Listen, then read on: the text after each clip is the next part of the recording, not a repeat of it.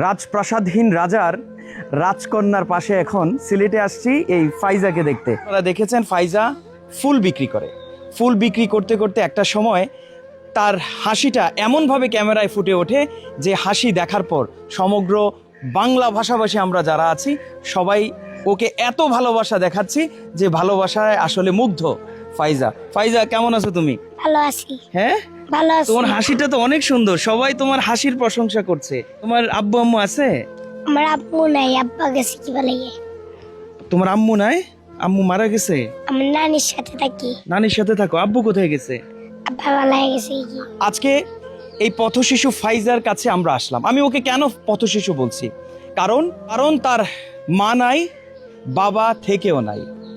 মাটা যখন সড়ক দুর্ঘটনায় মারা যায় তার বাবা তাকে ফেলে দিয়ে কোথায় যেন চলে গেছে। তারপর থেকেই ও নিজের হাল নিজেই ধরেছে, ফুল বিক্রি করে সে তার জীবন জীবিকা চালাচ্ছে। এই অসহায়ত্বের চিত্র যখন সোশ্যাল মিডিয়াতে ফুটে ওঠে তখন আমরা এই ফাইজার পাশে এসে দাঁড়ানোর চেষ্টা করছি এবং দাঁড়াচ্ছি। যদি এই ভিডিওটা সোশ্যাল মিডিয়াতে না আসতো, ফাইজা আজকে ভাইরাল না হতো, তাহলে ফুটফুটে এই ফাইজাকে আমরা কখনোই দেখতে পেতাম না এবং জানতামও না যে এই ফাইজা কত কষ্টে দিন জীবন যাপন করছে। ফাইজা, তুমি কেমন আছো? ভালো আছি। ভালো আছো? তোমার আম্মু কিভাবে মারা গেছে জানি না, আমার মা কিলো মারা গেছে। জানো না? তুমি ছোট ছিলা। আব্বু? আব্বু পালায় দিয়ে গেছে কি। আব্বু পালাই থুয়ে চলে গেছে। এত সুন্দর এত ফুটফুটে একটা মেয়েকে বাবা রেখে পালিয়ে গেছে।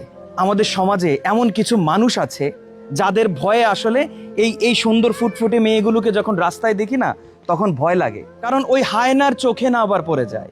কারণ আমাদের রাস্তায় পাগলিটাও অনিরাপদ। পাগলির পেটেও বাচ্চা এসে যায়, কিন্তু ওই পাগলির পেটে বাচ্চা কে দিয়েছে এই খবর আমরা জানি না এবং এই খবর কখনো নেইও না। আমাদের বাংলাদেশের রাস্তায় কি পথশিশু এত ফুটফুটে মেয়েগুলো কি নিরাপদ? কখনোই নিরাপদ না। এমন ফাইজা আমাদের বাংলাদেশের রাস্তায় অনেক আছে। কেউ ফুল বিক্রি করে, কেউ বোতল টোকায়, কেউ বা আবার রাস্তায় রাস্তায় এই যে কি বলে নেশা করে, ডেন্ডি খায়। এখন আর ফুল বিক্রি করবা? জি না। এখন আর ফুল বিক্রি, এখন স্কুলে ভর্তি হবা নাকি মাদ্রাসায় ভর্তি হবা? মাদ্রাসায়। মাদ্রাসায় ভর্তি হবা। তুমি আরবি পড়বা? আরবি পড়বা? আরবি পড়তে চাও? আমরা সবাই তোমার পাশে আছি, তুমি কোনো চিন্তা করবে না। তোমাদের সিলেটের গর্ব ফাইমাল চৌধুরী ভাই তোমাদের পাশে আছে, আমাদের চৌধুরী বংশের পোলা। এই ভিডিওটা যখন, এই ফাইজার ভিডিও যখন সোশ্যাল মিডিয়াতে ভাইরাল হয়, সবাই বলছে ভাই এই ফাইজাকে আমাকে দিয়ে দেন। 20 বছর হয়ে গেছে আমার কোলে কোনো সন্তান নাই, কিন্তু এই রাস্তায় রাস্তায় এত সুন্দর ফুটফুটে মেয়েটা ঘুরে বেড়ায়, তার নানির কাছ থেকে বা তার পরিবারের কাছ থেকে এই বাচ্চাটাকে আমাকে এনে দেন। কত মা, বিশ্বাস করবেন, কত মা যে আমাকে ফোন দিয়েছে যে ভাই প্লিজ এই বাচ্চাটাকে আমাকে এনে দেন বা এই বাচ্চাটার পাশে গিয়ে দাঁড়ান। আমাদের বাংলাদেশে এমন অনেক মা আছে যে এখনো পর্যন্ত মা হতে পারে নাই, এখনো পর্যন্ত মা হতে পারে নাই, কিন্তু রাস্তাঘাটে এমন ফাইজার কোনো অভাবও নাই। আমরা আসলে যাদের হয়ে যায় তারা এই ফাইজাদের মর্ম বুঝি না, কিন্তু যার হয় না সে ভালো করেই বোঝে একটা সন্তানের দাম কতটুকু। ফাইজা, তোমার আম্মার কথা মনে হয়নি? জি।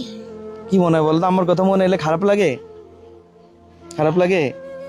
তোমার আব্বু যদি এখন তোমার ভিডিওটা দেখে, উনি যদি আবার আসে, তুমি কি আব্বুর কাছে যাবা? যাবা জি না? না। যাবা না?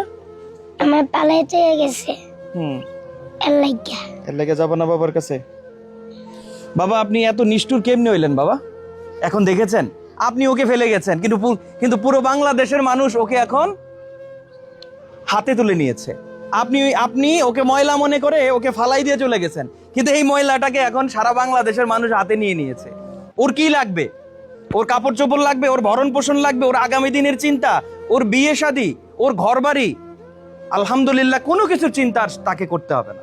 ঠিক এভাবে আমরা সকল ফাইজাদের পাশে দাঁড়াবো।